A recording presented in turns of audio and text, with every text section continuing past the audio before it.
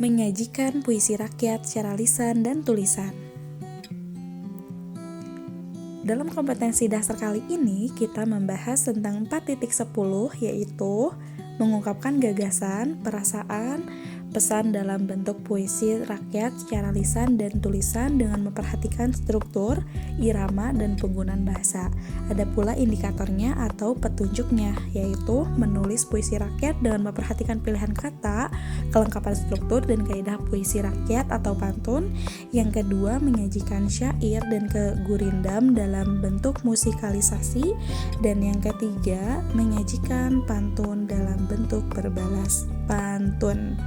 Nah, ini hanya petunjuknya saja.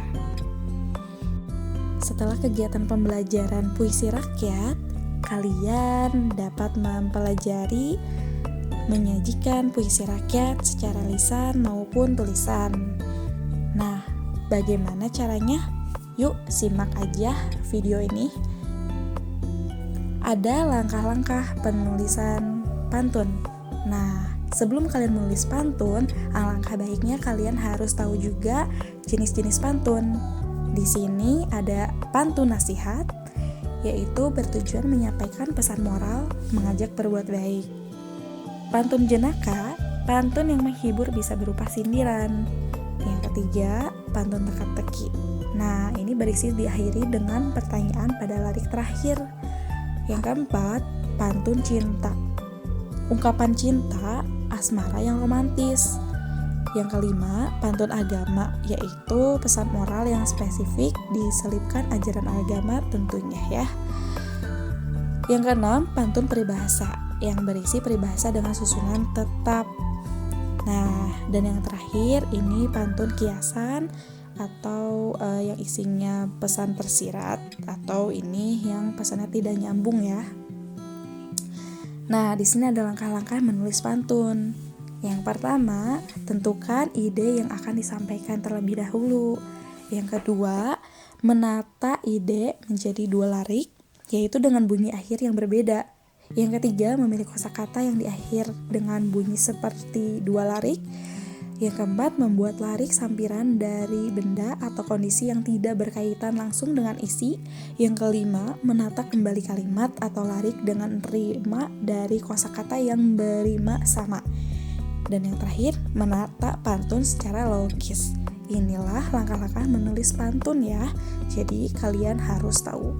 Nah, kita contohkan pantun.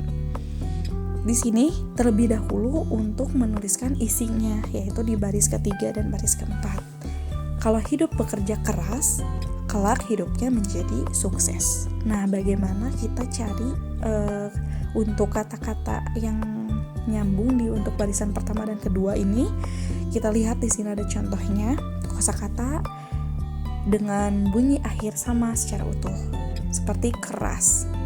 Di sini ada sama katanya dengan beras, deras, keras, mengeras, peras, memeras, teras, waras. Sedangkan sukses, yang barisan keempat ya, ada akses, meses, rises, dan abses. Nah, di sini sudah dicontohkan lebih lengkapnya ya, yaitu mengaku sebagai pejabat teras, menolak hadir saat terises, kalau hidup pekerja keras, kelak hidupnya menjadi sukses. Nah, kalian bisa lihat ya dari as, es, as, es. Ngerti ya sampai sini ya? Nah, selanjutnya langkah-langkah menulis syair, yaitu menentukan tema, lalu menentukan tujuan dan amanat, menentukan persajakan, menuliskan kata kunci, mengembangkan idenya, lalu menggunakan gaya bahasa, dan contohnya penerapan langkah menulis syair itu seperti pentingnya mencari ilmu. Nah, ini contoh dari tema dari seluruh isiannya gitu ya, dari syair tersebut. Seperti itu. Lalu ada tujuannya nih. Tujuannya menyadarkan manusia akan pentingnya mencari ilmu. Ada amanatnya pula, yaitu manusia harus menyadari bahwa mencari ilmu adalah hal yang sangat penting.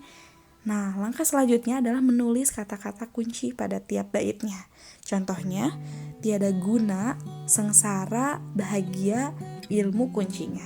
Nah, jadi ini isinya semuanya adalah isi ya, bukan seperti tadi ada sampiran dan isi seperti pantun. Kalau di syair ini semuanya isi gitu ya. Kesana kemari tiada guna, sengsara dunia karena kebodohannya. Jika ingin hidup bahagia, menggenggam ilmu adalah kuncinya. Nah, maksudnya ini semuanya nyambung ya kata-katanya. Jadi kalau syair itu isinya isi, dan semua baris adalah isi bersajak A, ya, seperti contoh di atas tadi. Lalu jenis-jenis syair ini, syair panji. Nah, ini isinya kejadian atau keadaan orang-orang yang berasal dari istana. Kalau syair kiasan, perumpamaan terhadap suatu peristiwa tertentu. Kalau syair yang romantis, berisi percintaan yang biasanya terdapat pada cerita hikayat maupun cerita rakyat. Kalau yang syair sejarah, ini berisi peristiwa, tokoh, atau tempat bersejarah. Kalau syair keagamaan, biasanya ajaran Islam, sufi, riwayat, cerita Nabi dan Rasul, pedoman hidup agar bahagia dunia dan akhirat. Nah, ini jenis-jenis syair. Jadi kalian harus tentuin dulu syair apa yang sudah dibuat, atau kalian membaca syair apa. Selanjutnya, langkah-langkah menulis gurindam.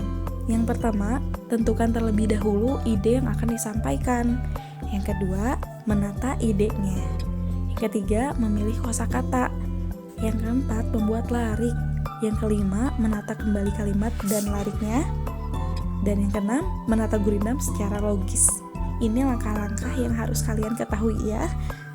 Nah, ada juga jenis-jenis gurindam. Nih, yang pertama ya, gurindam berangkai. Gurindam berangkai ialah bentuk gurindam yang diberi tanda dengan kata yang sama pada baris pertama setiap baitnya.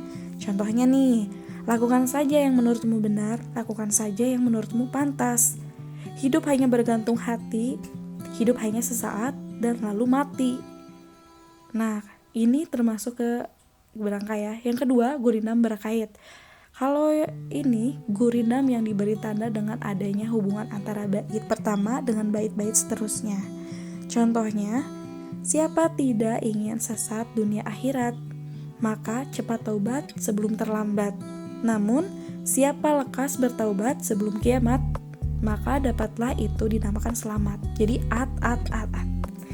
Baiklah, langsung saja ke tugasnya, ini menulis dan menyajikan pantun atau syair atau gurindam melalui video dengan temanya bebas ya. Kalian pasti bisa. Lihat saja contoh-contoh sebelumnya, tapi kalian tidak boleh menyontek karya orang lain ya. Nah, selamat atas semua unjuk karyamu, terus berlatih, berkreasi, dan meningkatkan kepercayaan dirimu. Ya, baiklah, sekian dari Ibu. Terima kasih. Assalamualaikum.